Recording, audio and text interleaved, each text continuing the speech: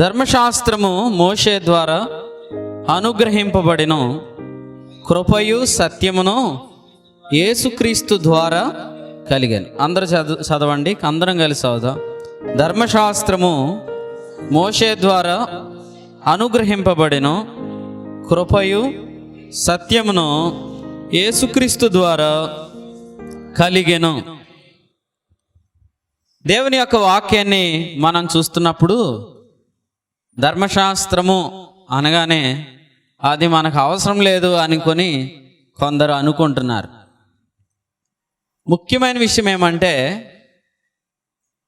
సంఘానికి అపోస్తుడైన పౌలు గారు రాసిన పత్రికల్లో ధర్మశాస్త్రాన్ని గురించిన సంగతులు చాలా ఎక్కువగా ఉంటాయి. సంఘానికి రాసిన పత్రికల్లో మొదట మనం చూసే పత్రిక ఏది? అపోస్తుడైన పౌలు రోమీలకు రాసిన పత్రిక.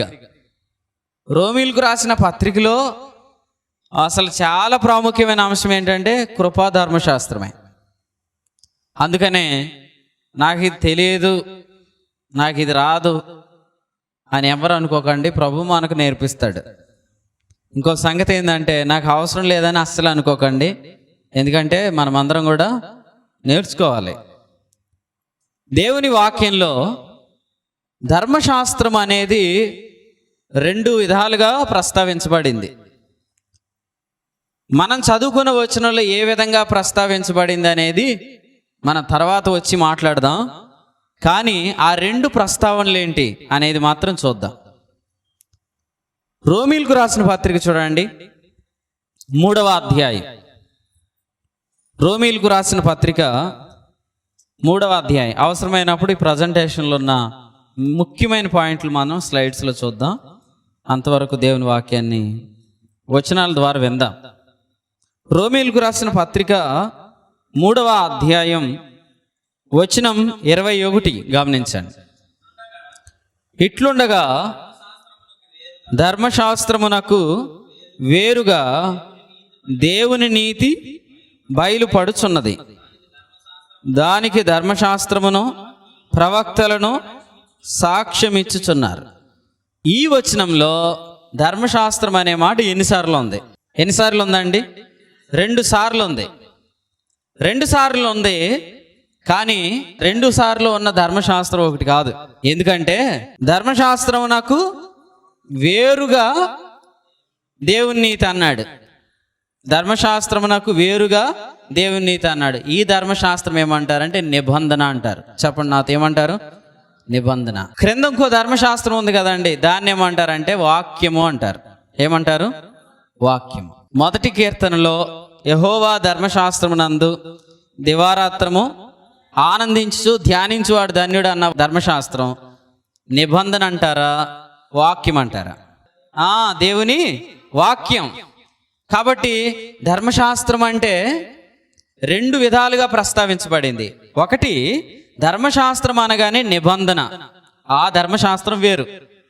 రెండవది, ధర్మశాస్త్రం అనగా దేవుని వాక్యం. యోహాను సువార్త 15వ అధ్యాయం చదువు, 25వ వచనం. అయితే నన్ను నిర్హేతుకముగా ద్వేషించిరి అని వారి ధర్మశాస్త్రములో వ్రాయబడిన వాక్యము నెరవేరునట్లు ఎలాగూ జరిగిన.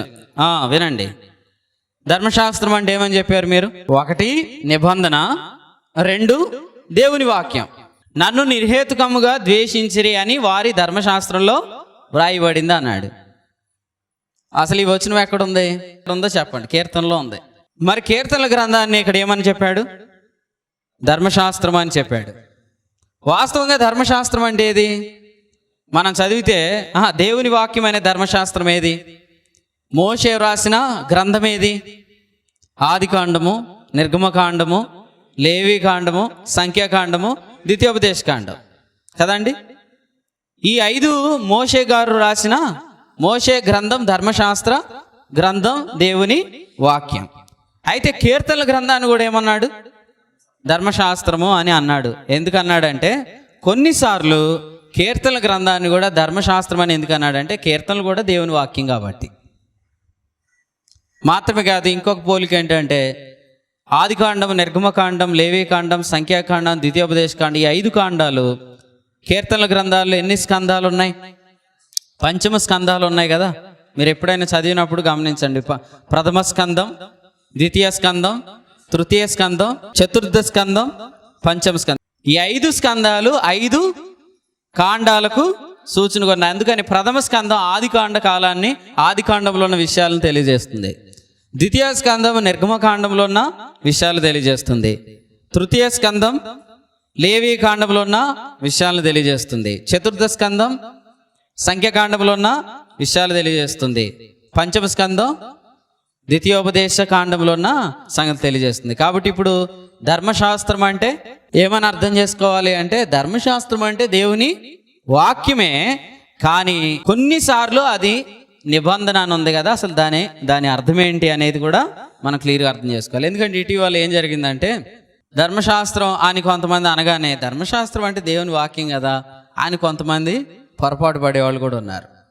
అందుచేత ఈ విషయాలు ఏంటనేది చాలా పరిపూర్ణంగా ప్రభు మనకు నేర్పిస్తాడు. మీరు జాగ్రత్తగా వింటే చాలు. ఇప్పుడు ఈ ధర్మశాస్త్రము అనే దేవుని వాక్యం మనం తీసుకుంటే అసలు ఈ ధర్మశాస్త్రంలో ఏముంది, లేదా ఈ దేవుని వాక్యంలో ఏముంది అనేది ఇప్పుడు చూద్దాం. లూకాసు వార్త 24వ అధ్యాయం 27వ వచనం చదువుదాం.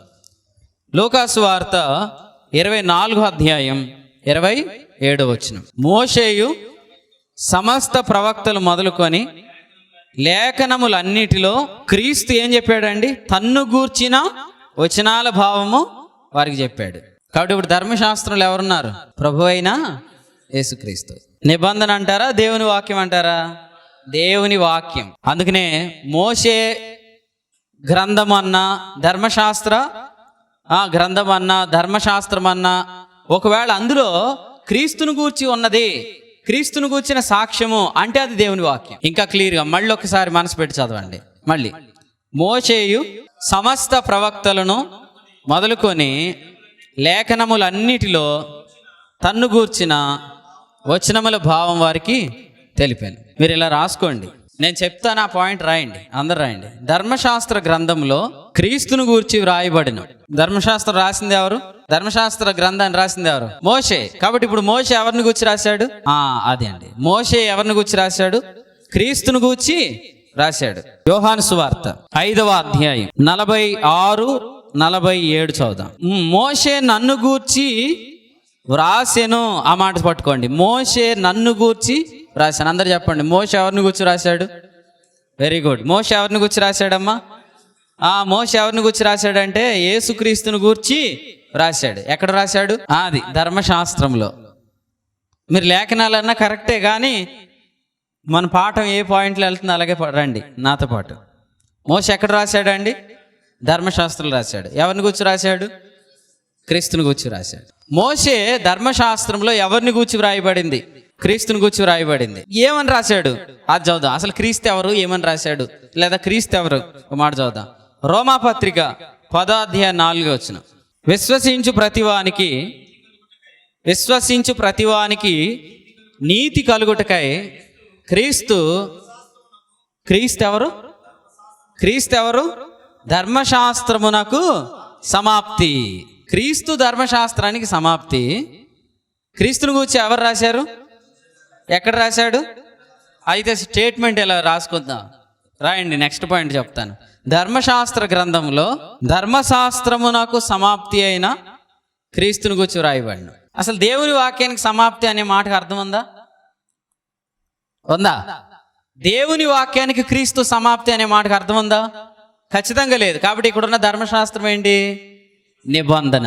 కానీ మనకి ఖచ్చితంగా పాయింట్ వస్తుంది. అంతవరకు ఓపికగా వినే అవకాశం ఉండదు కాబట్టి ఆ పాయింట్ వినం. అందుకని ఏమనుకుంటామంటే ఆ ధర్మశాస్త్రం అంటే దేవుని వాక్యం కదా, ఆయన సమాప్తి, ఆయన ఎలా సమాప్తి, ఇవన్నీ క్వశ్చన్స్ ఉంటాయి. క్రీస్తు ఎవరంటే చాలా క్లియర్గా ఉంది. క్రీస్తు ఎవరంటే ఆయనను గూర్చి ధర్మశాస్త్ర గ్రంథంలో వ్రాయబడిను. ఆయన ఎవరంటే ధర్మశాస్త్రం నాకు సమాప్తి. అసలు ధర్మశాస్త్రం అంటే ఏంటి అనేది ఇప్పుడు వద్దాం. ఇంతవరకు చెప్పుకున్న ధర్మశాస్త్రం ఏంటి? దేవుని వాక్యం. అందులో ఎవరిని గురించి వ్రాయబడింది? క్రీస్తుని గురించి వ్రాయబడింది. క్రీస్తు ఎవరైనా వచ్చాం ఫైనల్ పాయింట్కి. ధర్మశాస్త్రానికి ఈ ధర్మశాస్త్రం ఏంటి అని అంటే, ఈ ధర్మశాస్త్రం నిబంధన. నిబంధన అంటే సంబంధమని, ఒప్పందమని, ఇవన్నీ మాటలు ఉన్నా వాటన్నిటికంటే శ్రేష్టమైన ఆలోచన ఏంటంటే నిబంధన అంటే జీవించే విధానం. ఇప్పుడు ఉదాహరణకి నిబంధన ఎవరెవరికి మధ్యలో ఉంది? ఇశ్రాయేలుకి దేవునికి మధ్యలో ఉంది.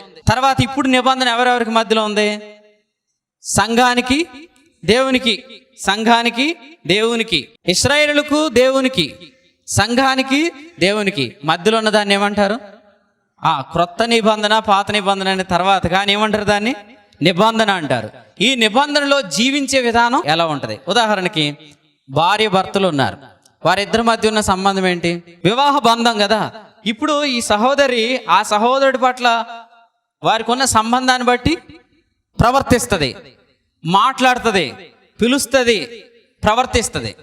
ఆయన కూడా ఆ వివాహ బంధాన్ని బట్టి వాళ్ళిద్దరూ కలిసి నడుస్తారు. ఇప్పుడు అన్న చెల్లెళ్ళు, వాళ్ళిద్దరి మధ్య ఉన్న బంధం ఏంటి? సహోదర సహోదరి బంధం. ఇప్పుడు ఆ బంధాన్ని బట్టి వాళ్ళు ఒకరినొకరు ఎరుగుతారు, పిలుచుకుంటారు, మాట్లాడుకుంటారు. అంటే దీన్ని అంతటినీ చెప్పాలంటే నిబంధన అంటే ఆ కవనెంట్ రిలేషన్షిప్లో, ఆ నిబంధనలో మనం ఎలాగూ ప్రవర్తిస్తాం, మనం ఎలాగూ జీవిస్తాం. ఉదాహరణకి ధర్మశాస్త్రము అనే ఒక నిబంధన ఉంది. దానిని బైబిల్లో ఏమని రాశాడో చదువుదాం. హెబ్రీయులకు రాసిన పత్రిక 10వ అధ్యాయం 9వ వచనం చదువుదాం. నీ చిత్తము నెరవేర్చుటకు ఇదిగో నేను వచ్చి ఉన్నానని చెప్తున్నాడు. ఇవన్నీ ధర్మశాస్త్రము చొప్పున అర్పించబడుచున్నవి. ఆ రెండవ దానిని స్థిరపరచుటకు మొదటి దానిని కొట్టివేయుచున్నాడు. సో ఇప్పుడు ధర్మశాస్త్రాన్ని ఏ నిబంధన అనొచ్చు? మొదటి నిబంధన. ధర్మశాస్త్రం అనగా మొదటి నిబంధన. అది ధర్మశాస్త్ర గ్రంథములో క్రీస్తుని గురించి వ్రాయబడింది. అయిపోయింది ఆ పాయింట్. ఏమని రాయబడింది? ఆయన ధర్మశాస్త్రానికి సమాప్తి అని రాయబడింది. సమాప్తి అనే ధర్మశాస్త్రం ఏదని చెప్పుకున్నా ఇప్పుడు? మొదటి నిబంధన. నిబంధన అంటే ఏం చెప్పాను? ఇది మీరు బుక్లో రాయలేదు, నేను చెప్పగా విన్నారు. చెప్పండి, నిబంధన అంటే ఏంటి? ఆ సంబంధంలో మనం ఎలాగూ జీవిస్తాం, మనం ఎలాగూ ప్రవర్తిస్తాం. ఇలా చెప్పుకుందాం. ధర్మశాస్త్రము అనే నిబంధనలో ఒక వ్యక్తి ఎలాగూ జీవించగలడు. క్రీస్తు లేదా ధర్మశాస్త్రానికి సమాప్తి అయిన క్రీస్తులో ఒక వ్యక్తి ఎలాగూ జీవించగలడు. అది ఫస్ట్ మనకు అర్థమైతే అసలు నాకు ఈ సబ్జెక్ట్ అవసరమా అనుకునే వాళ్ళందరికీ ఇదే చెక్ పాయింట్. ఖచ్చితంగా అవసరం అని చెప్పడానికి. గలతీ 3:12 చదవాలి. 2 హబక్కూకు గ్రంథం 2:4 చదవాలి. గలతీలకు రాసిన పత్రిక 3వ అధ్యాయం 12వ వచనం. ధర్మశాస్త్రము విశ్వాస సంబంధమైంది కాదు. చెప్పాలి మీరు అందరూ, ధర్మశాస్త్రం ఏ సంబంధమైంది కాదు. కాబట్టి ఇప్పుడు ఆ నిబంధనలు ఉన్నవాడు దేవుని ఎడల దేన్ని బట్టి ప్రవర్తించడం? అంతే. దేన్ని బట్టి ప్రవర్తించడం? విశ్వాసాన్ని బట్టి ప్రవర్తించడం. మిమ్మల్ని నేను చూస్తుంటుండగా మీరు నా పట్ల ఎలా ప్రవర్తించారనేది అనుభవించేది ఎవరు? నేనే. అలాగైతే వినండి, ఇప్పుడు ఒక వ్యక్తి మొదటి నిబంధనలో ఉన్నాడు అనుకోండి. ఏ నిబంధన అది? ధర్మశాస్త్రం అనే నిబంధనలు ఉన్నాడు అనుకోండి. ఆ వ్యక్తి దేవుని ఎడల ఎలా ప్రవర్తించలేడు?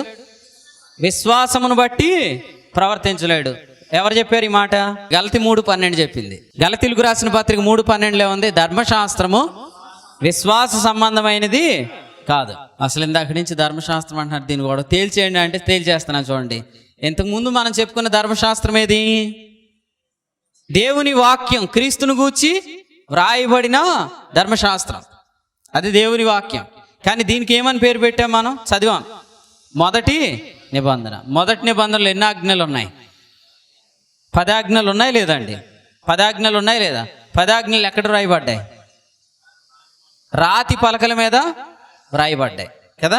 రాతి పలకల మీద వ్రాయబడిన ధర్మశాస్త్రం ఏ సంబంధమైంది కాదు. అందులో ఒక ఆజ్ఞ చెప్పండి ఎవరైనా. ఓకే, విగ్రహారాధన చేయవద్దు. ఇంకో వాక్యం చెప్పండి అందులోదే. వ్యభిచరింపవద్దు. మీరు మొత్తం చెప్పేసినట్టే, ఒకటే చెప్పమన్నాను అందుకే. చెప్పండి, ఒకటి చెప్పండి. వ్యభిచరింపవద్దు లేదా నరహత్య చేయవద్దు. చాలు, అక్కడ కాపేయండి. ఇప్పుడు ఈ ఆజ్ఞ ఉంది చూసారా, వ్యభిచరింపవద్దు లేదా నరహత్య చేయవద్దు అనే ఆజ్ఞ. ఈ ఆజ్ఞను ఎవరు చేయాలా? ఎవరు చదివితే వాళ్ళే చేయాలా. వ్యభిచరింపవద్దు అంటే వ్యభిచరించకుండా ఉండాల్సింది ఎవరని? నేను అని. ఇప్పుడు నేను చేయాలంటే మీరు బలం ఇస్తారా? నాకు నేను చేయాల్సిన పనికి మీరు బలం ఇస్తారా? అలాగైతే ఈ ఆజ్ఞ నేను ఎవరి బలాన్ని బట్టి చేయాలా? నా బలాన్ని బట్టి చేయాలా? ఎవరి సామర్థ్యాన్ని బట్టి చేయాలా? నా సామర్థ్యాన్ని బట్టి చేయాలా? దేవుని సామర్థ్యాన్ని బట్టి చేయడానికి ఉందా? ఎందుకు లేదు? వ్యభిచరించవద్దని ఆజ్ఞ నేను చేయాల్సిన ఆజ్ఞ. నేను చేసే దానిలో భాగంగా సామర్థ్యం ఎవరిది? నాదే కదా. ఇందులో నేను దేవుని సామర్థ్యం మీద ఆనుకోవడానికి ఎందుకు అవకాశం లేదు? అందులో అసలు యేసు ప్రభు గురించి లేదుగా. వ్యభిచరించవద్దంటే ఎవరు? నేను. దొంగతనం చేయవద్దంటే ఎవరు? నేను. చెప్పండి. దొంగిలి వద్దంటే ఎవరు? నేను. పొరుగు అనేది ఆశింపవద్దంటే ఎవరు? నేను. చెప్పరే. విగ్రహారాధన చేయొద్దంటే ఎవరు? నేను. అన్నిటికి వచ్చిన ఆన్సర్ ఏంటి? నేను నేను నేను నేను అంటే చేయకూడదు ఎవరు? నేను కదా. అందులో అసలు క్రీస్తు గురించి ఏముంది? ఇందులో ఏదైనా క్రీస్తు గురించి ఉంటే, ఈ 10 ఆజ్ఞల్లో ఏదైనా క్రీస్తు గురించి ఉంటే ఆయన సామర్థ్యం మీద ఆనుకొని చేయడానికి ఉంటుంది. అసలు ఇంకో విషయం ఏంటంటే మనం తెలుసుకోవాల్సింది, ఈ 10 ఆజ్ఞలు అసలు ఒక వ్యక్తి ఎందుకు చేస్తానని అన్నాడు?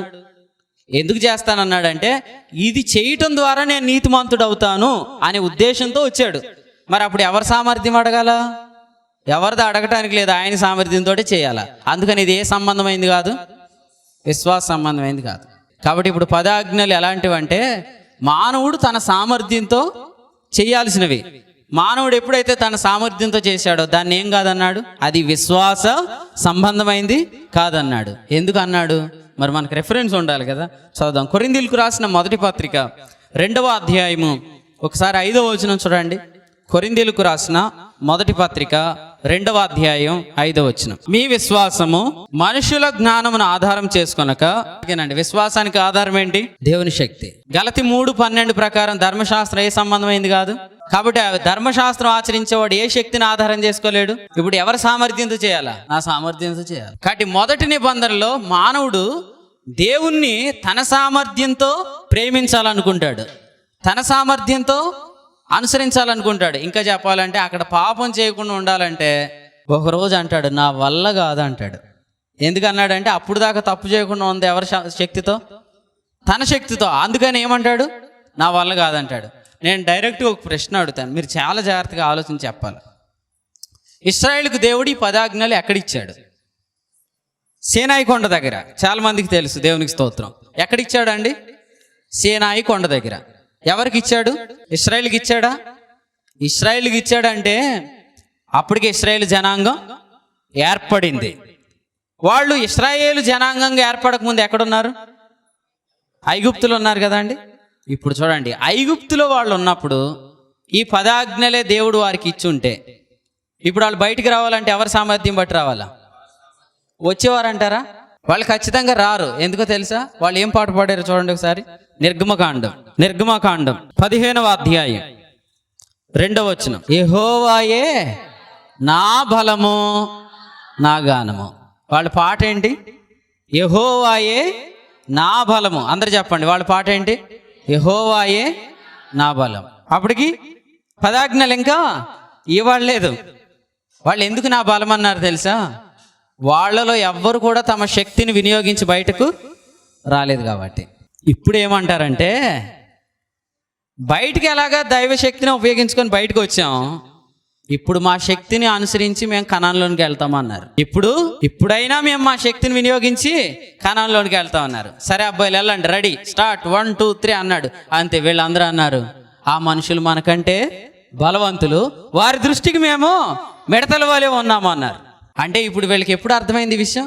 ఎప్పుడైతే వాళ్ళు దైవశక్తి ద్వారా విడిపించబడి దైవశక్తి ద్వారా జీవించాలని అనుకోలేదో అప్పుడే ఏమైపోయిందంటే మానవ శక్తిని ఆధారం చేసుకున్నారు. అప్పుడు వాళ్ళకి తెలిసిందే మన శక్తి ద్వారా మనం లోపలికి వెళ్ళలే.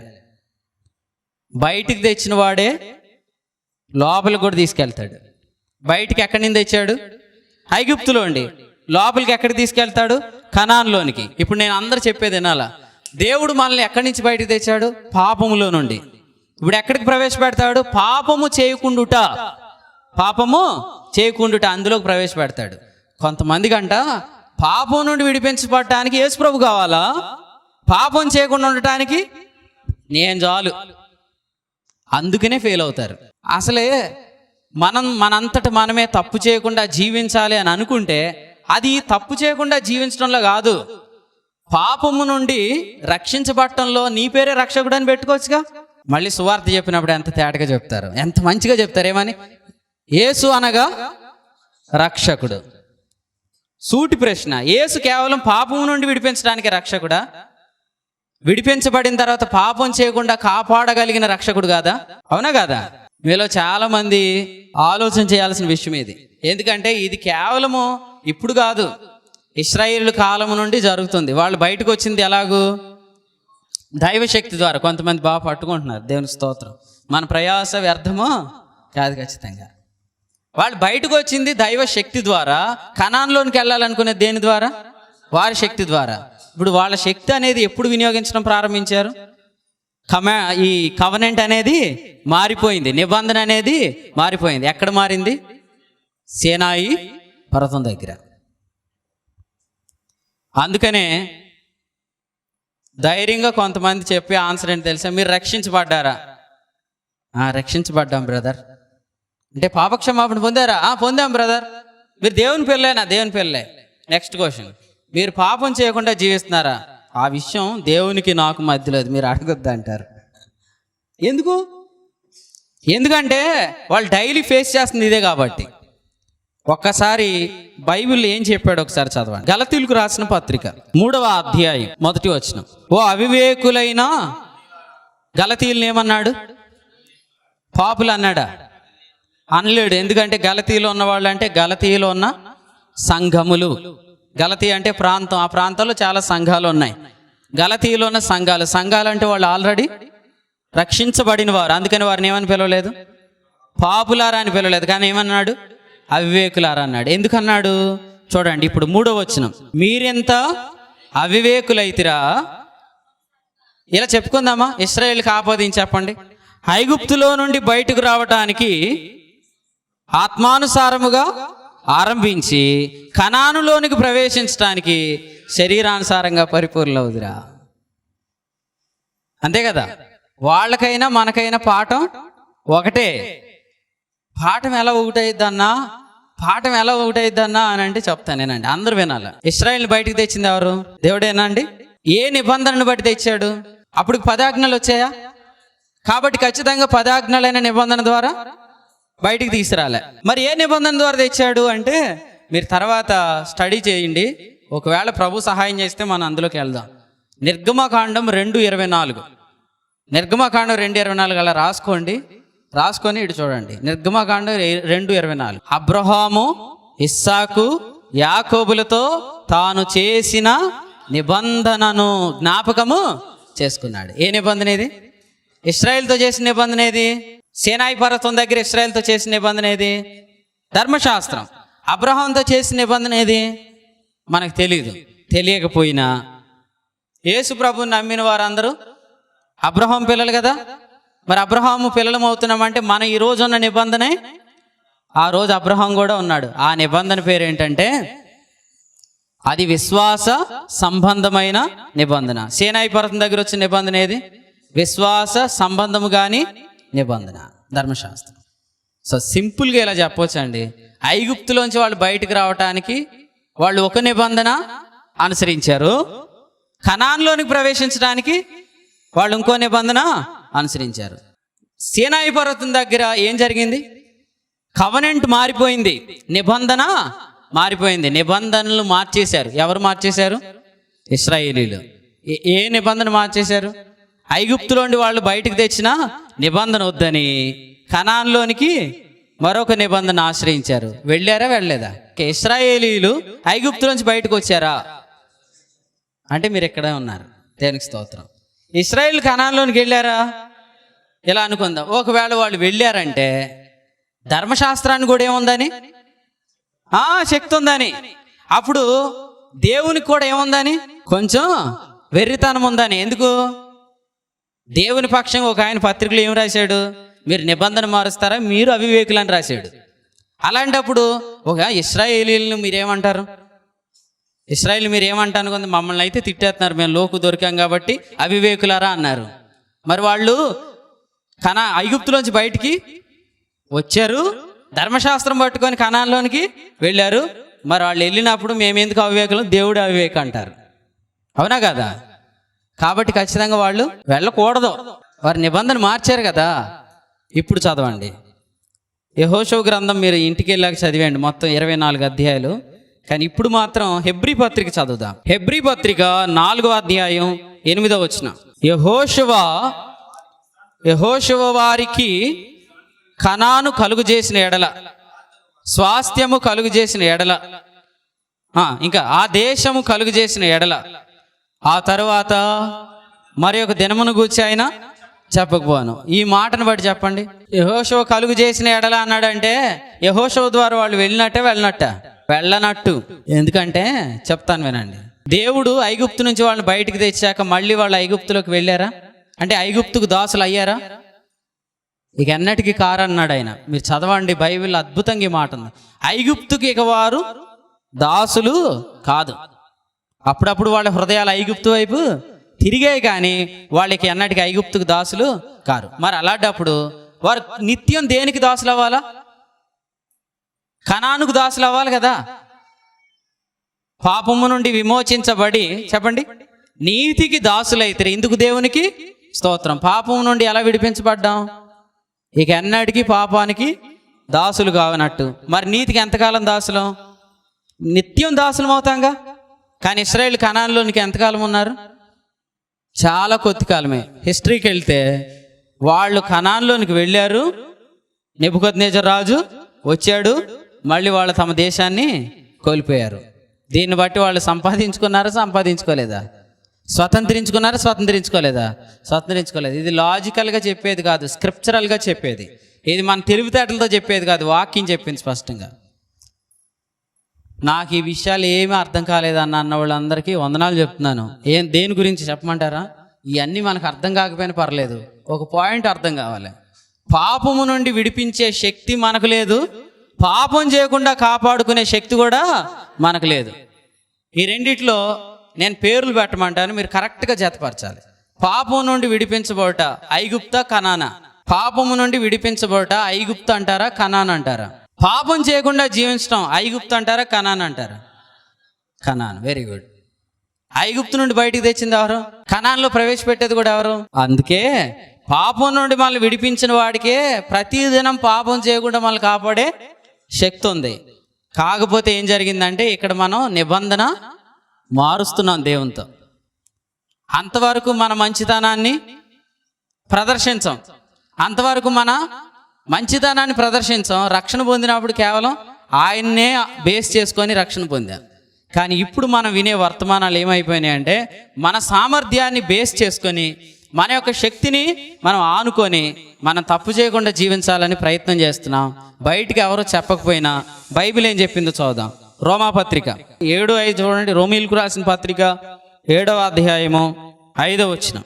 ఏలయనగా మనము శరీర సంబంధులమై ఉండినప్పుడు మరణార్థమైన ఫలమును ఫలించుటకై, చదవండి అన్న, ధర్మశాస్త్రం వలనైనా. అన్ని బైబిల్లోనే అలా ఉందా? మీ బైబిల్ కూడా అలాగ ఉందా? చెక్ చేయండి ఒకసారి. ధర్మశాస్త్రం వలనైనా పాపేచ్చులు అనేది ఆయన బైబిల్లోనే అలా ఉందా? మీ బైబిల్లో కూడా అలాగే ఉందా?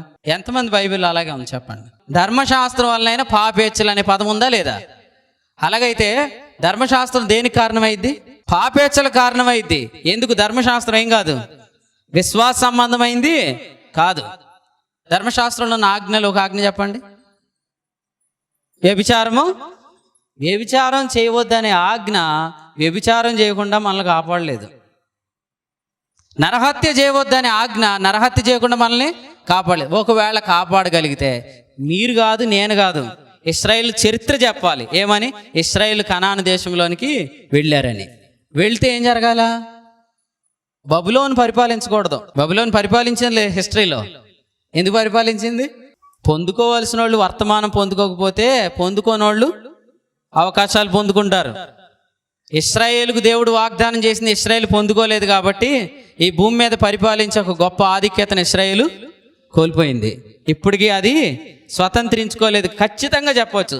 ఎందుకు స్వతంత్రించుకోలేదంటే ఇశ్రాయేలుకి ఏదైతే దొరకలేదో దేవుడు దాన్ని ఇప్పుడు సంఘానికి ఇచ్చాడు. ఇప్పుడు అది సంఘం అనుభవిస్తుంది. అనుభవించిన తర్వాత దేవుడు ఖచ్చితంగా ఇశ్రాయేలుని కూడా కనికరిస్తాడు. ఎందుకు కనికరిస్తాడంటే దీని వివరాలు మనము బైబిల్లో స్పష్టంగా చదువుతాం. మన పాయింట్ ఏంటంటే, మన కోరిక ఏంటంటే బైబిల్ మొత్తం తెలియాలనేది కాదు. ఈ వర్తమానాలు పాపం చేయకుండా జీవించాలి. మనల్ని పాపము నుండి విడిపించిన వాడు, పాపం చేయకుండా మనల్ని కాపాడుటకు శక్తి కలిగిన వాడు. నేను ఇలా చెప్పాలని ఆశపడుతున్నాను. మనమున్న నిబంధన ఒకటి, మనం ప్రవర్తించే ప్రవర్తన ఒకటి, ఇంకో నిబంధన. అందువల్ల ఏం జరుగుతుందంటే మనము క్రైస్తవులమే కానీ క్రైస్తవ జీవితాన్ని మనం అనుభవించలేకపోతున్నాం. మనమంటే అందరూ కాదు, దీన్ని అర్థం చేసుకోలేని వాళ్ళు. అది చాలా విచారకరం. కానీ ఒక హోప్ ఉంది. ఈ కూడుకులు అయ్యేలోపు ఇంకా ఎవరికైనా అటువంటి జీవితం దూరంగా ఉంటే అది వారికి సమృద్ధిగా కలుగునుగాక, ప్రభు అయిన యేసుక్రీస్తు నామములో. ఆమేన్ నేను ఖచ్చితంగా అంటాను. ఎందుకంటే ఆ జీవితం ఎలా ఉంటుందో నేను చూస్తున్నాను కాబట్టి, చాలామంది చెప్తున్నారు కాబట్టి, వాక్యం అర్థమైన వాళ్ళందరూ ఆ జీవితాన్ని అనుభవిస్తున్నారు కాబట్టి. మన జీవితంలో పాపము నుండి విడిపించిన వాడే పాపము చేయకుండా మనల్ని కాపాడుటకు శక్తి గలవాడు. ఇశ్రాయేలును ఐగుప్తు నుంచి బయటికి తెచ్చిన దేవుడు కనానులో ప్రవేశపెట్టలేడా? ప్రవేశపెట్టగలడు. కానీ అక్కడ ఏం మారింది? నిబంధన మారింది. ఇప్పుడు కూడా ఏం మారుతుంది? నిబంధనే మారుతుంది. దాన్ని పౌలు గారు చాలా స్పష్టంగా చెప్పారు. గలతీయులకు రాసిన పత్రిక 1వ అధ్యాయం, గలతీయులకు రాసిన పత్రిక 1వ అధ్యాయము వచనం 8.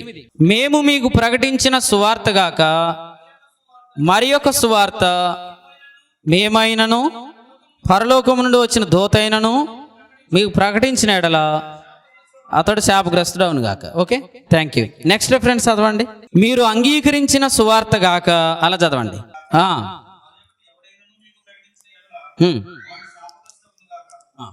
ఇటు చూడండి అందరూ.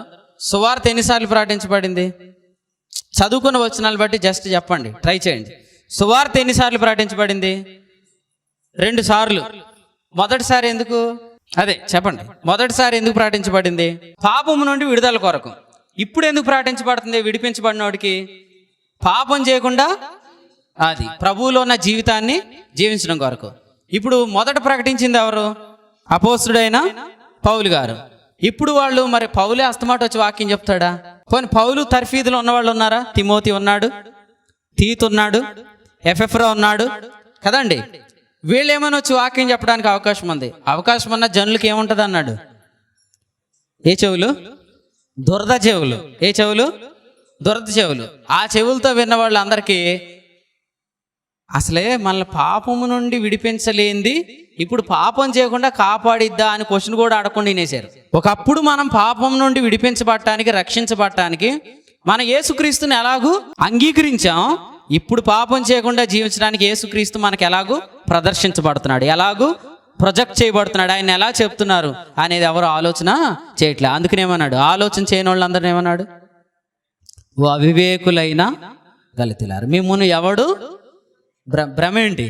పాపము నుండి విడిపించడానికి శక్తి లేనిది పాపం చేయకుండా కాపాడిద్ది అంటే దాన్ని ఏమంటారు? మిమ్మల్ని ఎవడు భ్రమపెట్టును, మీరెంత అవివేకులైతురా. అసలు ఇంకో విషయం ఏంటంటే మీకు అందరికీ చాలా క్లియర్గా చెప్తాను. మన యేసు ప్రభువుని నమ్మినప్పుడు ఏమని నమ్మాం? ఆయన్ని అసలు మనం ఎలా చూస్తే నమ్మాం?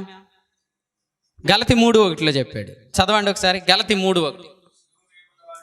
సిలువ వేయనట్టుగా యేసుక్రీస్తు మీ కన్నుల ఎదుట. కాబట్టి ఇప్పుడు పాపము నుండి రక్షణ కొరకు యేసుక్రీస్తు ఏం చేయబడ్డాడు? మన కన్నుల ఎదుట ఏం చేయబడ్డాడు? చెప్పాలి. మన కన్నుల ఎదుట ఏం చేయబడ్డాడు? పాపం చేయకుండా ఉండాలంటే యేసుప్రభు ఏం చేయబడాలా? వెరీ గుడ్ అండి, కరెక్ట్గా చెప్పారు. మళ్ళీ చెప్పండి, ఇంకెవరికైనా అర్థం కాకపోతే అర్థమైంది. పాపము నుండి రక్షించబడటానికి యేసుక్రీస్తు మన కన్నుల ఎదుట ఏం చేయబడ్డాడు? సిలువ వేయబడినట్టుగా ప్రదర్శించబడ్డాడు. ఇప్పుడు పాపం చేయకుండా జీవించాలంటే కూడా యేసుక్రీస్తు ఏం చేయబడాలా? సందేశాలలో ప్రదర్శన. ఎవరి ప్రదర్శన? క్రీస్తు ప్రదర్శన. కాబట్టి ప్రభువుని నమ్మిన వారు ఆయనను చూస్తుంటుండగా ఆయన పోలికలోనికి మార్చబడతారు. మార్చుకునేది ఎవరు? మనం కాదు. తప్పు చేయకుండా మార్చుకునేది మనం కాదు. ఇప్పుడు మీరు మీటింగ్కి వచ్చారండి, దేవుని ఆత్మ నన్ను వాడుకుంటున్నాడు అనుకో, నేను ఎవరిని ప్రజెంట్ చేస్తాను? ప్రభు అయినా యేసుక్రీస్తు. ఆయన మహిమను ఎవరు చూస్తాం? మనం అందరం చూస్తాం. ఆ మహిమను మనం అర్థం వల్ల ఏం చేస్తాం? ప్రతిఫలింపజేస్తాం. ప్రతిఫలింపజేసినప్పుడు ఆ పోలికలోనికి ఏం చేయబడతాం? మార్చబడతాం. మార్చుకుంటాం కాదు, మార్చబడతాం. ఇక్కడ మనల్ని మారుస్తుంది ఎవరు? ఇప్పుడు చదవండి. మీరు చెప్పింది కరెక్ట్ ఆన్సరే, కాకపోతే వచనం చదవండి. కొరింథీయులకు రాసిన 2వ పత్రిక 3వ అధ్యాయం 18వ వచనం. మనమందరమును ముసుకులేని ముఖముతో ప్రభు యొక్క మహిమను అద్దము వలె ప్రతిఫలింపచేయచ్చు, మహిమ నుండి అధిక మహిమను పొందుచు. ఆ మాట చాలా గట్టిగా గంభీరంగా అందరం చదువుదాం. ప్రభువగు ఆత్మచేత. ఎవరి పోలికన్నా? ప్రభు పోలిక. ఎవరి పోలిక మార్చబడతాం? మార్చేది ఎవరు? పరిశుద్ధాత్మ. మార్చబడేది ఎవరి పోలికలోనికి? యేసుప్రభు పోలికలోనికి. ఏమండి ఇలా చెప్తాను, యేసుప్రభు పోలిక అంటే నేను ఇలా చెప్తాను. వ్యభిచారం చేస్తున్న స్త్రీతో యేసుప్రభు మాట్లాడినప్పుడు ఆ స్త్రీని ప్రభు ఏం చేశాడు? సువార్తికురాలుగా మార్చాడు కదండి. ప్రభు పోలికలను మారటం అంటే ఏంటి? అలా మారటం. అలా ఎవరు మార్చుకోలేరు? మనం మార్చుకోలేం. ఎవరు మార్చగలరు? పరిశుద్ధాత్మ మార్చగలడు. ఎలాగూ? ప్రభు యొక్క మహిమను అద్దము వలె. అద్దం ప్రతిఫలింపు చేసేటప్పుడు ఏం చేసేది? ఫస్ట్ దేన్ని అది రిఫ్లెక్ట్ చేయాలో దాన్ని ఏం చేస్తుంది? చాలా బాగా చూస్తుంది. మనమందరమును ముసుకులేని ముఖముతో ప్రభు యొక్క మహిమను అద్దం వలె ప్రతిఫలింపు చేయొచ్చు, మహిమ నుండి అధిక మహిమను పొందుచు, ప్రభు యొక్క ఆత్మచేత. ఇక్కడ అద్దం ఎవరు? మనము. అద్దం ఎవరండి ఇక్కడ? మనం ఏం చేయాలి? ప్రభువుని ప్రతిఫలింపు చేయాలంటే ఫస్ట్ మనం ఏం చేయాలి? ఆయన సరిగ్గా చూడాలి. మీకు ఇలా చెప్తున్నా వినండి. పాపము నుండి ఒకప్పుడు రక్షించబడటానికి యేసు ప్రభువుని చూసాం. ఈరోజు కూడా మన వర్తమానాలన్నిట్లో యేసు ప్రభువుని చూస్తేనే పాపం చేయకుండా ఉండగలుగుతాం. అది పాపం చేయకుండా ఉండగలిగేది, అవసరమయ్యేది నా శక్తి కాదు, దైవశక్తి. నా శక్తితో ఏంటంటే ఇంకొక మాట చెప్పాలి. అసలు మనం క్రైస్తవులు ఎలా అయ్యామంటే, నేను బాప్తిసం పొందానండి, నేను యేసుప్రభుని రక్షకును అంగీకరించానండి, నేను బీసీసీ సర్టిఫికేట్ తీసుకున్నానండి అనేది ఒక రకమైన సాక్ష్యం అవ్వచ్చు. కానీ అసలు గొప్ప సాక్ష్యం ఏంటంటే, నేను యేసుప్రభుని నమ్మానంటే నేను క్రీస్తుతో కూడా సిలువ వేయబడిన. చచ్చింది ఎవరు? నేను. నాకు వర్తమానాలు చెప్పేవాళ్ళు అందరూ ఏమని చెప్తున్నారు? నరహత్య చేయవద్దు, దొంగతనం చేయవద్దు, వ్యభిచరింపవద్దు అంటే ఎవరు? నేను. ఆ నేననేవాడు చచ్చాడుగా. రక్షణ పొందినప్పుడు నేననేవాడు చచ్చాడు. కాబట్టి ఇప్పుడు నాకు అవసరమైంది ఏంటి? దైవ సామర్థ్యం, దేవుని శక్తి. కాబట్టి తప్పు చేయకుండా బ్రతకాలంటే మనకిప్పుడు కూడా అవసరమైంది ఏంటంటే యేసుక్రీస్తు ప్రదర్శనే. ఇప్పుడు సందేశాలు యేసుక్రీస్తు ప్రదర్శన లేదు. యేసుక్రీస్తు ప్రదర్శన ఎందుకు లేదంటే యేసు ప్రభుని చూస్తే సరిపోద్దా? ఇప్పుడు కూడా కొంతమంది ఏమనుకుంటారు, ఇప్పుడు చాలా జాగ్రత్తగా నేసి ఇంటికి వెళ్ళి ప్రాక్టీస్ చేద్దాం అనుకుంటారు. అది మన ఆలోచన తప్పిదం అంతే. మీరు వాక్యం శ్రద్ధగా వినండి అన్నాడు. నిర్గమ 19:5 ఏమన్నాడు? మీరు నా మాట శ్రద్ధగా విని నా నిబంధన అనుసరించండి అన్నాడు. వాళ్ళకి అది నచ్చలే. ఇప్పుడు కూడా చాలా మందికి నచ్చట్లేదు. వాక్యం శ్రద్ధగా వింటే ఏం జరిగిద్ది అంటే అందులో ప్రభు యొక్క ప్రత్యక్షత దొరికిద్ది. ఆ ప్రత్యక్షత మనల్ని ఏం చేసిద్ది? మనల్ని ఆయన పోలికలోనికి మార్చిద్ది. యోసేపులాగా తప్పు చేయకపోవటం వేరు, యేసుక్రీస్తు ప్రభువులాగా తప్పు చేయకపోవటం వేరు. మన యోసేపు పోలికలోనికి కాదు మార్చబడాల్సింది. ఎవరి పోలికలోనికి? ప్రభు పోలికలోనికి. ప్రభు పోలికలోని మార్చబడితే యోసేపులో బ్రతుకుతాం. ప్రభు పోలికలోనికి మార్చబడితే అబ్రహాంలో బ్రతుకుతాం. ప్రభు పోలికలోనికి మార్చబడితే దావీదులో బ్రతుకుతాం. ప్రభు పోలికలోని మార్చబడితే అలా బ్రతకం, ఇలా బ్రతకం. కానీ మనం ఏమనుకుంటున్నామంటే యోసేపు ఇలా బ్రతికాడు, మనం ఇలా బ్రతకాలి. దానియేలు ఇలా బ్రతికాడు, మనం ఇలా బ్రతకాలి. దావీదు ఇలా బ్రతికాడు, మనం ఇలా బ్రతకాలి అనేటప్పటికి నేను బ్రతకలేకపోతున్నాను అనేవాడు బాధ ఎవరికి అర్థం కావట్లా. ఎందుకు బ్రతకలేకపోతున్నాడు? అసలు వాళ్ళు ఎందుకు అలా బ్రతకగలిగారు? వాళ్ళందరి గురించి ఎబ్రీ పత్రిక 11వ అధ్యాయంలో చెప్పి లాస్ట్కి ఎక్కడికి వచ్చాడు? విశ్వాసానికి కర్త ప్రభు అయిన యేసుక్రీస్తు. వాళ్ళందరూ అలా ఎందుకు జీవించగలిగారంటే యేసు. ఇప్పుడు నేను ఇక్కడ గ్లాస్ పగిలేటట్టు బలగుద్ది చెప్తాను ఏమని? యోసేపులాగా బ్రతకాల, దావీదులాగా బ్రతకాల. దావీదు చేసినట్టు మనం తప్పు చేయకూడదు, సంసోను చేసినట్టు తప్పు చేయకూడదు అంట. ఇక ఆ మెసేజ్ ఎక్కడ చెప్తున్నారు? బయట లోకంలో చెప్తున్నారు, బయట చెప్పట్లేదా? సింపుల్గా చెప్తున్నారు. మనం మైకులు వాడి గట్టి గట్టి కేకలేసి మరీ చెప్తున్నాం. మన వాళ్ళు అందరూ ఏం చేస్తున్నారు? పెన్నులు పట్టుకొని బైబిల్ మీద గీతలు గీసుకుంటున్నారు, నోట్సులు రాసుకుంటున్నారు. ఇంత రాసుకున్న తర్వాత బయట వాళ్ళు చెప్పేది ఏంటి? సింపుల్గా వ్యభిచారం చేస్తే లోపల తీసుకెళ్ళి వేసేస్తామంటారు. మనం దాన్ని ఏం చెప్తున్నాం? ఇక్కడ యోసేపులాగే ఉండాలని చెప్పి ఎక్కడ మెసేజ్ అక్కడ మెసేజ్ ఒకటే. అక్కడ మెసేజ్లో క్రీస్తు లేడు, ఇక్కడ మెసేజ్లో కూడా క్రీస్తు లేడు. ఆ వ్యక్తులు అలాగెందుకు బ్రతకగలిగారు? ఎందుకంటే వాళ్ళు అలా బ్రతకటానికి వాళ్ళు తీసుకున్న పునాది ఎవరు? ప్రభువైన యేసుక్రీస్తు. కొరింథీ మొదటి పత్రిక 3:11 అన్నాడు, వేయబడిన తప్ప మరి ఒక పునాది ఎవడును వేయనేరడు, ఆ పునాది యేసుక్రీస్తే. నేను ఇలా చెప్తే ఇక్కడున్న సేవకులు అందరూ ప్రభు అయిన యేసుక్రీస్తుని గురించి మీరు సాక్ష్యం ఇస్తుంటుండగా మన సంఘం, మన ప్రజలు, మన యవనస్తులు, దేవుని పిల్లలు అందరూ ఆయన ప్రత్యక్షతను చూస్తూ ఆయన పోలికలోనికి మార్చబడతారు. ఎవరైనా చూస్తేనే చేస్తారా, చూస్తేనే చేయకుండా ఉండగలుగుతారా అంటే యాకోబు పత్రిక చదువుదాం, మొదటి అధ్యాయం. ఎందుకంటే అందరూ యాకోబుని బాగా ఆడుకుంటున్నారు, అందుకని యాకోబు పత్రిక దగ్గరికి వద్దాం. ఒక్కసారి మొదటి అధ్యాయం చూడండి. యాకోబు రాసిన పత్రిక 1:25. యాకోబు రాసిన పత్రిక మొదటి అధ్యాయం 25 అన్న. అయితే స్వాతంత్రమునిచ్చు సంపూర్ణమైన నియమంలో ఏం చేయాలా? చూడాలి. ఆ పాయింట్ పట్టుకుందాం. ఏం చేయాలా? చూడాలి. చూస్తే అతడు ఎలా ఉంటాడు?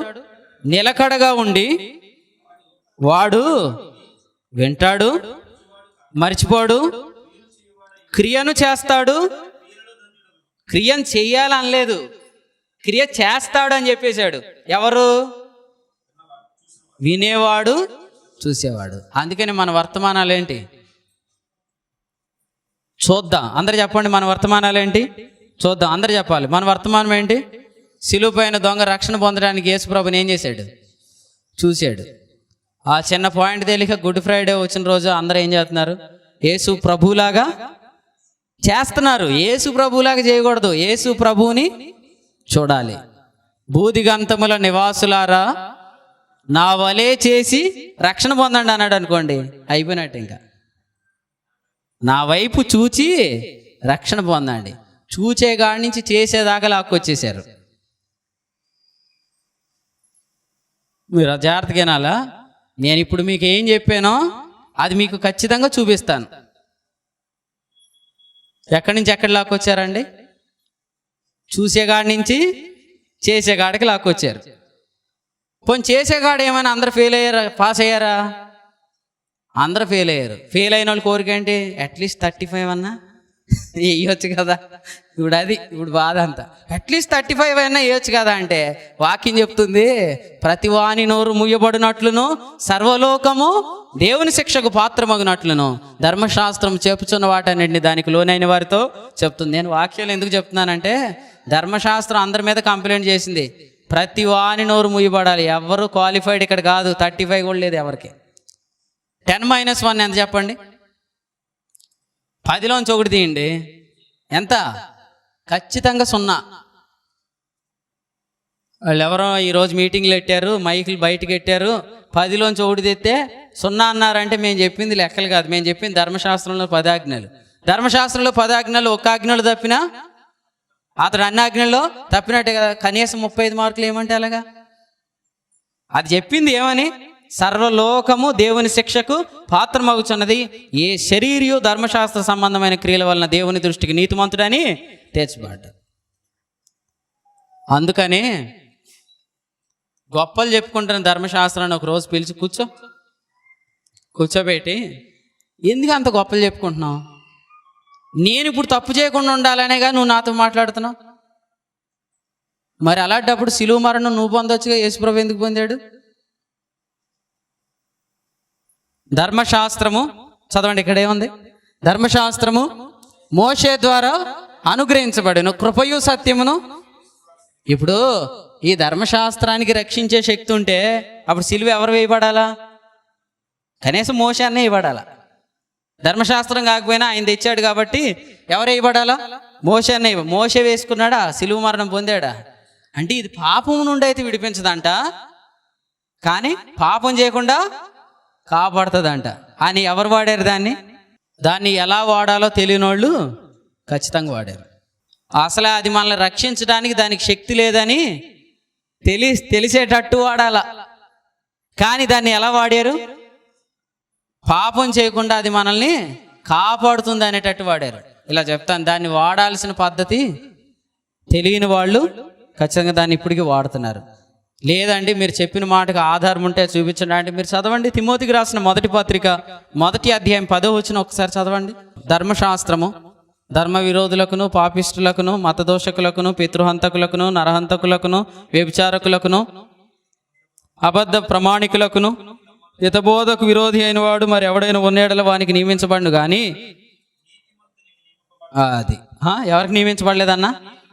ధర్మశాస్త్రం నీతిమంతునికి నియమించబడలేదని ఎరిగి అది నేను ఇందాక చెప్పిన పాయింట్ ఇదే. ధర్మానుకూలంగా దాన్ని ఏం చేయాలా? వినియోగించాలి. ధర్మశాస్త్రాన్ని ఎందుకు వినియోగించాలంటే ఇది రక్షించడానికి దీనికి పవర్ లేదని చెప్పడానికి వినియోగించాలి. కానీ దాన్ని ఎందుకు వినియోగించారు? అది రక్షిస్తుంది అని చెప్పడానికి. అసలు ఈ మాటలు చాలా ఈజీగా అర్థం చేసుకోవచ్చు. ఎలాగంటే నిజంగా దానికి రక్షించే శక్తే ఉంటే ఐగుప్తులో ఇశ్రాయేలీలు ఉన్నప్పుడు ఇశ్రాయేలుకు 10 ఆజ్ఞలు దేవుడు ఇచ్చి ఆజ్ఞలు నెరవేర్చిన వాళ్ళందరినీ బయటకు తీసుకొని రావాలి. ఇచ్చాడా? ఇవ్వలేదు. ఎందుకు ఇవ్వలేదు? దానికి రక్షించే శక్తి లేదు కాబట్టి. మనమందరం ఒక మాట చెప్తామండి. ఏం చెప్తాం? కృపయు సత్యము యేసుక్రీస్తు ద్వారా కలిగాను. యేసుక్రీస్తుని ఏమంటాం మనం? కృపా సత్య సంపూర్ణుడు. రిఫరెన్స్ యోహాను సువార్త 1వ అధ్యాయం 14. కృపా సత్యము యేసుక్రీస్తు ద్వారా కలిగాను, ధర్మశాస్త్రము మోషే ద్వారా కలిగాను. ఎందుకు వీళ్ళిద్దరిని తీసుకొచ్చి పెట్టాడు పక్కన? ఎందుకంటే ఇది రక్షించే శక్తి లేనిది, ఇది రక్షించుటకు శక్తి కలిగింది. సో కృప అంటే ఏంటి? పాపం చేయడానికి ఒక లైసెన్స్ అండి. ఎవరు చెప్పారండి అలాగని? వాక్యంలో ఏముంది చదవండి. తీతుకు రాసిన పత్రిక 2వ అధ్యాయం 11వ వచనం. తీతుకు రాసిన పత్రిక 2వ అధ్యాయం 11వ వచనం అన్న చదవండి. ఏలయనగా అబ్బా దేవునికి స్తోత్రం. ధర్మశాస్త్రం ఏమనింది? సర్వలోకము దేవుని శిక్షకు పాత్రమైంది. కానీ కృప ఏం చేసింది? సమస్త మనుషులు దీని ద్వారా రక్షించబడగలరని చెప్పింది.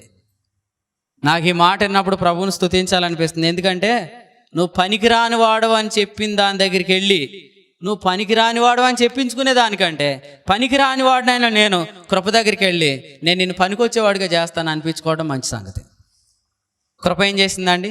సమస్త మనుష్యులకు రక్షణకరమైంది. హృదయపూర్వకంగా ప్రభుని స్తుతిద్దాం. ప్రభు మనకేమిచ్చాడు? యోహాను 3:16 చూడకుండా చెప్పాలి అందరూ. రెడీ? యోహాను సువార్త 3:16. దేవుడు చెప్పండి. దేవుడు లోకమును ఎంతో ప్రేమించెను కాగా తన అద్వితీయ కుమారునిగా పుట్టినవాని యందు విశ్వాసముంచు ప్రతివాడు నశింపక నిత్యజీవం పొందినట్లు ఎవరిని అనుగ్రహించాడు? కృపయు సత్యము అనుగ్రహించాడు. ఎవరిని అనుగ్రహించలేదు? ధర్మశాస్త్రాన్ని అనుగ్రహించిన దేవుడు ప్రేమ కలిగిన వాడిగా ప్రదర్శించబడ్డాం. కృపాసత్యాన్ని అనుగ్రహించిన దేవుడే ప్రేమ కలిగిన వాడిగా ప్రదర్శించబడతాడు. లేదు బ్రదర్, ఇంకా క్లియర్గా చెప్పండి. ఇంకా క్లియర్గా చెప్తాను. ధర్మశాస్త్రం అనే నిబంధనలు అర్పించబడింది ఎవరు? బలులు. నా కోసం మేక చచ్చిపోయింది కాబట్టి దేవుడు నన్ను ప్రేమించాడని చెప్పగలమా? నా కోసం కోడి చనిపోయింది కాబట్టి దేవుడు నన్ను ప్రేమించగలడని చెప్పగలమా? చెప్పలేం. కానీ నా కొరకు ప్రభు అయిన యేసుక్రీస్తు మరణించాడు కాబట్టి దేవుడు నన్ను ప్రేమిస్తున్నాడని చెప్పగలం. అందుకనే రక్షించటానికి శక్తి లేనిది ధర్మశాస్త్రం, రక్షించడానికి శక్తి కలిగింది దేవుని కృప. So what is grace? కృప అంటే ఏంటి అంటే, కృప అంటే రక్షించుటకు శక్తి కలిగింది. అందరూ చెప్పండి, కృప అంటే ఏంటి? రక్షించుటకు. కృప అంటే ఎవరు? ప్రభు అయిన యేసుక్రీస్తు. ఇక నుంచి గ్రేస్ అనగానే ప్రభు అయిన యేసుక్రీస్తు. కృప అంటే మన ప్రియ ప్రభు అయిన యేసుక్రీస్తు. ఒక మాట వినండి జాగ్రత్తగా, మీకు అందరికీ ఒక మాట చెప్తాను. ధర్మశాస్త్రం ఎక్కడ రాయబడింది? రాతి పలకల మీద. కృపాసత్య సంపూర్ణుడు ఎవరు? ప్రభు అయిన యేసుక్రీస్తు. రాతి పలకలు అనేవి వ్రాయబడిన నియమాలు, కానీ కృప అంటే వ్రాయబడిన నియమాలు కాదు, ఒక వ్యక్తి. వ్యక్తి గొప్పవాడా, వ్రాత గొప్పదా? మీకు వ్రాతపూర్వకంగా మెసేజ్ పెట్టి పెళ్ళికి రమ్మంటే ఇంట్రెస్ట్గా వెళ్తారా? మీ ఇంటికి ఆ వ్యక్తి వచ్చి మాట్లాడితే వెళ్తారా? చెప్పండి, ఏది గౌరవంగా ఉంటుంది? ఆయన వచ్చి, కొంతమందికి మా అమ్మ అంటది కొన్నిసార్లు, రే వాళ్ళు వచ్చి మరీ చెప్పారా, వాళ్ళు వచ్చి మరీ చెప్పారంటే వ్యక్తి అనే ఆయన చాలా ప్రాముఖ్యమైనడు. కాబట్టి మనకు దేవుడు ఎంత గొప్ప సహాయం చేశాడు, ఎంత గొప్ప కృప చూపించాడంటే, ధర్మశాస్త్రాన్ని ఇచ్చిన వాడుగా కాదు, కృపాసత్య సంపూర్ణుడైన యేసుక్రీస్తుని ఆయన మన కొరకు అనుగ్రహించాడు. కృప అంటే హీఈస్ ద పర్సన్, అది ఒక మెసేజ్ కాదు. గ్రేస్ అనేది ఒక మెసేజ్ కాదు, కృప అనేది ఒక సందేశం కాదు. ఫస్ట్ మనం అర్థం చేసుకోవాల్సింది, కృప అంటే ఎవరు? ప్రభు అయిన యేసుక్రీస్తు. సో ఫైనల్గా మనం ఇక్కడ అర్థం చేసుకోవాల్సిన ఒక పాయింట్ ఉంది. అదేమంటే, ధర్మశాస్త్రం అందరినీ డిస్క్వాలిఫై చేసింది, కృప అందరినీ క్వాలిఫై చేయగలదు. నేను ఒక ఉదాహరణ చెప్తాను. పాత నిబంధనలో రక్తస్రావ రోగం కలిగిన వాళ్ళు ఎక్కడ ఉంటారు? పాళెం వెలుపల, శిబిరం వెలుపల, ఊరి వెలుపల కదండి. అలా అనుకుందాం. కృపాసత్య సంపూర్ణుడైన యేసుక్రీస్తున్న రక్తస్రావ రోగం కలిగిన స్త్రీ ఏం చేసింది? ముట్టుకుంది. శవమును ముట్టుకున్నవాడు ఎలా ఉండాలి? పాత నిబంధన ప్రకారం కడగా ఉండాలి. ప్రభు అయిన యేసుక్రీస్తు దేన్ని ముట్టుకున్నాడు? క్రొత్త నిబంధనలో పాడెను ముట్టుకున్నాడు. కుష్ఠవ్యాధి కలిగిన వాడు లేవీకాండం ప్రకారం ఎక్కడ ఉండాలి? పాళెం వెలుపల. మత్తయి సువార్త 8 యేసు ప్రభు ఏం చేశారు? కుష్ఠ రోగిని ముట్టుకున్నాడు. ఒక్కసారి ఆలోచన చేయండి. శతాధిపతి ఇంటి దగ్గర ప్రియుడైన దాసుడు రోగి అయి ఉండగా మాట ఇచ్చి మాట చెప్పి స్వస్థపరిచాడు. కుష్ఠరోగిని ఎందుకు ముట్టుకున్నాడు? ఎప్పుడు అనలేడా? కుష్టి వ్యాధి నయమైపోవునుగా అనలేడా? అనగలడు. కానీ ఎందుకు ముట్టుకున్నాడు? కావాలనే ముట్టుకున్నాడు. ఎందుకంటే పాత నిబంధనలో కుష్ఠరోగం కలిగిన వాడు ముట్టుకోలేనంత దూరంగా ఉన్నాడు. కానీ క్రొత్త నిబంధన ఏం చేసిందంటే, నేను ఇలా చెప్తాను, కుష్ఠరోగి లోపలికి వచ్చాడని మనం అనుకుంటాం, కానీ ప్రభువే శిబిరము వెలుపలికి వెళ్ళాడు, పాళెము వెలుపలికి వెళ్ళాడు, గవిని వెలుపలికి వెళ్ళాడు. ఎందుకంటే అక్కడ ఎవరున్నారు? All are disqualified people are there. అక్కడ అందరూ అనర్హులు ఉన్నారు. ఇంకెలా చెప్తాను, పాళెము లోపల ఉండటానికి అర్హత ఎవరికి లేదు. నాకుందని ఎవరైనా అంటే నేను ఎలా చెప్తాను అంటే, మీరు ధర్మశాస్త్రం వల్ల నీతిమంతులు అవ్వాలి. అయ్యమ్మా ఎవరైనా అవ్వలేదు అంటే వీఆర్ ఆల్ డిస్క్వాలిఫైడ్. మనమందరం కూడా క్వాలిఫై అయిన వాళ్ళం కాదు. కానీ కృప మనల్ని ఏం చేసింది? క్వాలిఫై చేసింది. నేను ఇప్పుడు కూడా చెప్తున్నాను, మనంతటి మనం పాపం చేయకుండా జయించలేం, కానీ కృప క్వాలిఫై చేసిద్ది. కానీ కృప ఎంత క్వాలిఫై చేసి తెలుసా అండి? 23వ కీర్తన, నా గిన్నె నిండి పొర్లుచున్నది. అంటే పాపం చేయకుండా జీవించడం కాదు, పాపం చేయకుండా జీవించడం అనే జీవితాన్ని మనం అనేకులకు సువార్తగా ప్రదర్శించేటట్టు చేస్తాడు ప్రభు. That is the power of grace. అది కృపకున్న శక్తి. కృప అంటే ఏంటి? ప్రభు అయిన యేసుక్రీస్తు. ఒక ఆయన ఒక ఆమెను బైబిల్ ఎలా అన్నాడు, నువ్వు ఎంతవరకు మత్తురాలవై ఉందువు. ఎవరన్నారు? Very good. ఎవరిని అన్నారు? ఏలి. ఎవరు? ఓకే, యాజకుడు లేదా సమాజానికి నాయకుడు అనుకుందాం. ఏలి ఎవరు? ఒక నాయకుడు, ఒక పెద్ద, ఒక నాయకుడికే హన్నా ఎవరో సరిగా అర్థం అవ్వలేదు. హన్నా అంటే తెలుగులో అర్థం ఏంటి? కృప. అంటే నాయకత్వానికి ఏం అర్థం కావట్లేదు? కృపను ఏం చేసుకుంటున్నారు? అపార్థం చేసుకుంటున్నారు. కృపను అపార్థం చేసి వీరు నాయకత్వం జరిగిస్తున్నారు. విచారం ఏంటి తెలుసా అండి? వాళ్ళు తమ సొంత ఇంట్లోనే సరైన నిర్వహణ చేయలేకపోతున్నారు. ఏలి తన సొంత ఇంట్లో ఏమయ్యాడు? ఫెయిల్ అయ్యాడు. నా జీవితానికి నాకు పని చేయండి, నేను బోధిస్తే ఏంటి? తిమోతితో పౌలు గారు ఎలా అన్నారు? నువ్వు ఏం బోధిస్తున్నావో జాగ్రత్త, అది నిన్ను నీ బోధ వినేవారిని రక్షిస్తుంది. అంటే నేను ప్రకటించేది ఫస్ట్ ఎవరిని రక్షించాలా? నన్ను రక్షించాలి. నన్ను కాపాడలేదు నేను చెప్తామేంటి? శాస్త్రుల బోధ అలాగే ఉంటుంది. వారు చెప్పుదురే కానీ, ఎందుకంటే చేయలేని చెప్తున్నారు కాబట్టి. చేయగలిగింది చెప్తే వాళ్ళు కూడా ఏం చేస్తారు? అనుభవిస్తారు. మీరు ఎవరు శ్రద్ధగా వినకపోయినా నో ప్రాబ్లం, మెసేజ్ రికార్డ్ అయింది. మీరేం చేస్తారంటే మళ్ళీ 3-4 సార్లు వినండి. కానీ కొన్ని అవివేక ప్రశ్నలు మనసులో పెట్టుకొని వ్యక్తిగతంగా మీరు ఎలా ఉంటున్నారో మీకు తెలుసు కాబట్టి మిమ్మల్ని మీరు మోసం చేసుకోవద్దు. అది నేను చెప్పేది, అంతే. ఇంకో మాట చెప్తాను, వాక్యాన్ని ఆధారం చేసుకొని నేను చెప్పిన సంగతులు ఏదైనా సమాధానం ఆత్మప్రభు ద్వారా నేను చెప్తాను. అందుకునేంత జ్ఞానం ఖచ్చితంగా మీ దగ్గర కూడా ఉండాలి కదా, అది నేను అంటుంది. వాక్యంలో ఒక అద్భుతమైన రెఫరెన్స్ ఉంది, అది చదవండి ఒకసారి. రోమా పత్రిక 13వ అధ్యాయం 10వ వచనం. రోమీలకు రాసిన పత్రిక 13వ అధ్యాయము. అన్న మళ్ళీ ఒక్కసారి చదవండి అన్న, పృథ్వీ అన్న. ప్రేమ పొరుగువానికి కీడు చేయదు గనుక ప్రేమ కలిగి ఉండుట ధర్మశాస్త్రమును. ఎవరైనా చెప్పాలి, నాకు చెప్పి సహాయం చేయండి. ఇక్కడున్న ధర్మశాస్త్రం ఏంటి? దేవుని వాక్యం అంటారా, పదాజ్ఞలు అంటారా? Very good, పదాజ్ఞలే. పదాజ్ఞలు ఒక ఆజ్ఞ ఏంటి? వ్యభిచారం చేయవద్దని కదా. ఇప్పుడు భార్యని ప్రేమించేవాడు ధర్మశాస్త్రాన్ని నెరవేరుస్తున్నాడు. నేను మళ్ళీ అడుగుతాను, జాగ్రత్తగా చెప్పండి. ధర్మశాస్త్రాన్ని అనుసరించేవాడు, ప్రేమించేవాడు ధర్మశాస్త్రం నెరవేరుస్తున్నాడు. క్లియర్.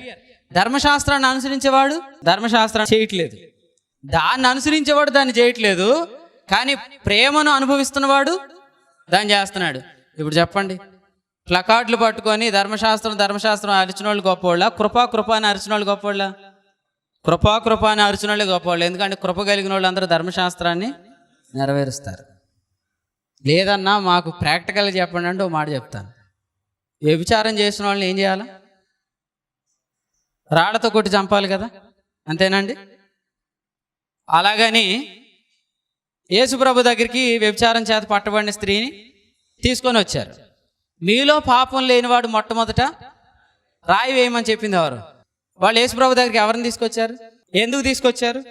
పాపం చేసిన వాళ్ళు రాళ్ళతో కొట్టబడాలని కదా. యేసుప్రభు ఏమన్నారు? మీలో పాపం లేనివాడు మొట్టమొదట ఆ మీద రాయి వేయమన్నారు. అప్పుడు వాళ్ళందరూ ఏమయ్యారు? వెళ్ళిపోయారు కదా. వెళ్ళిపోయారంటే వారిలో ఏముందని? వాళ్ళు ఏం చేయాలి వాస్తవంగా?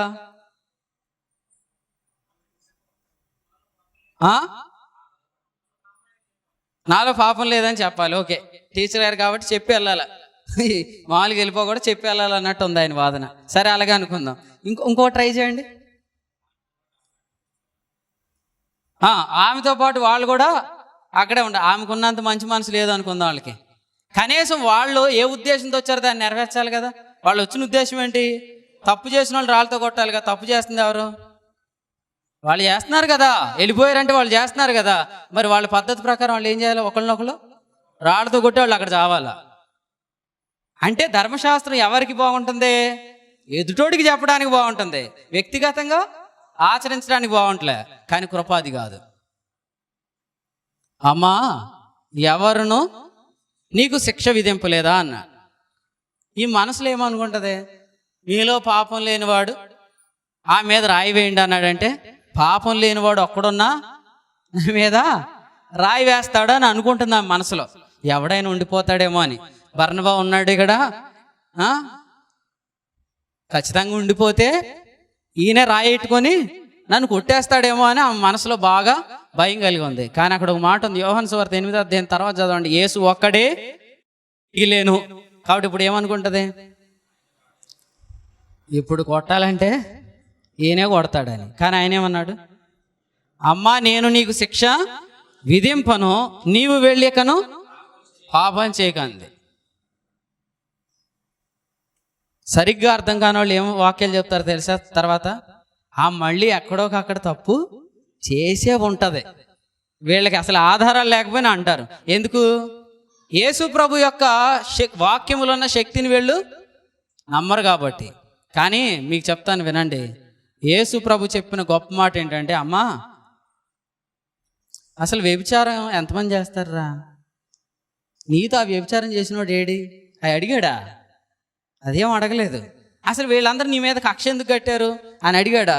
అదేం అడగలేదు. ఒకటే మాట అన్నాడు, నువ్వు వెళ్ళేకను. కానీ ఆ మాట చెప్పే ముందు అన్నాడు, నేను నీకు శిక్ష విధింపను. నేను నీకు శిక్ష విధింపను అనే మాటనే బైబిల్ ఏమంటారంటే, క్రీస్తు యేసునందున్న వారికి ఇప్పుడు ఏ శిక్షా విధియు లేదు. క్రీస్తు యేసునందున్న వారికి ఏ శిక్షా విధియు లేదు అని రోమాపత్రిక 8వ అధ్యాయం 1వ వచనంలో ఉంది. దాని తర్వాత వచనం చదవండి. రోమీలకు రాసిన పత్రిక 8వ అధ్యాయం 1వ వచనం. క్రీస్తు యేసునందున్న వారికి ఏ శిక్షా విధి లేదు అన్న తర్వాత 2వ వచనంలో ఉంది, క్రీస్తు యేసునందు జీవమునిచ్చు ఆత్మ యొక్క నియమము. అంటే శిక్ష విధింపును అంటే ఆయన ఏం చేసినట్టు? యోహాను సువార్త 8వ అధ్యాయంలో యేసు ప్రభు ఏం చెప్పారు? అమ్మా, నేను నీకు శిక్ష విధింపను అన్నాడు. ఆ స్టేట్మెంట్ అర్థం ఏంటి? క్రీస్తు యేసునందు ఉన్నవారికి ఏ శిక్షా విధి లేదు. ఏ శిక్షా విధి లేదని ప్రభు చెప్పిన తర్వాత రిఫరెన్స్ ఏముంది? నన్ను నన్ను విడిపించెను. ఎవడు విడిపించిన? అది 7వ అధ్యాయం 8:2 చదివాం మనం. నన్ను. కాబట్టి శిక్షా విధి లేదు అంటే దాని అర్థం ఏంటి? ఆయన ఏం చేశాడు? కాబట్టి ఆ స్త్రీని ఆయన ఏం చేశాడు? ఆయన పేరేంటి అనగా అర్థం ఏంటి? కృపే. యేసుక్రీస్తు ప్రభు యొక్క పేరుకి అర్థం ఏంటి? యేసు అనగా అర్థం ఏంటి? రక్షకుడు అంటే ఎవరు? ఆమెను ఏం చేశాడు? విడిపించాడు. విడిపించి ఏమన్నాడు? నువ్వు వెళ్ళాక ఆమెను బంధించి తప్పు చేయొద్దు అంటుంది ధర్మశాస్త్రం. కానీ ప్రభు ఏం చేశాడు? విడిపించి, నేను ఇలా చెప్తున్నాను, అందరినీ పిలిచి రండి రండి మా ఇంటికి రండి, ఈరోజు చాలా స్పెషల్ విందు ఉంది, రండి రండి అన్నట్టు అందరినీ పిలిచిన తర్వాత, ఎందుకు వచ్చారు మీరు? అసలు మిమ్మల్ని ఎవరు రమ్మన్నారు? వెళ్ళిపోండి అన్నట్టుంటుంది ధర్మశాస్త్రం. కానీ ప్రభు ఏం చేశాడు తెలుసా అండి? ఆమెను విడిపించి ఇప్పుడు చెప్తున్నాడు, నువ్వు వెళ్ళి పాపం చేయక, అంటే ఎంజాయ్ యువర్ లైఫ్ అని చెప్పాడు. నేను నిన్ను విడిపించాను, పాపం ఇక చేయలేని జీవితం నీకుంది, వెళ్ళి జీవించన్నాడు.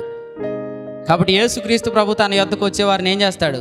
ప్రయాసపడి భారం మోయిచున్న సమస్త జనులారా నా యొద్దకు రండి, నేను మిమ్మల్ని విడిపిస్తాను, నేను మీకు విశ్రాంతి కలుగజేస్తాను.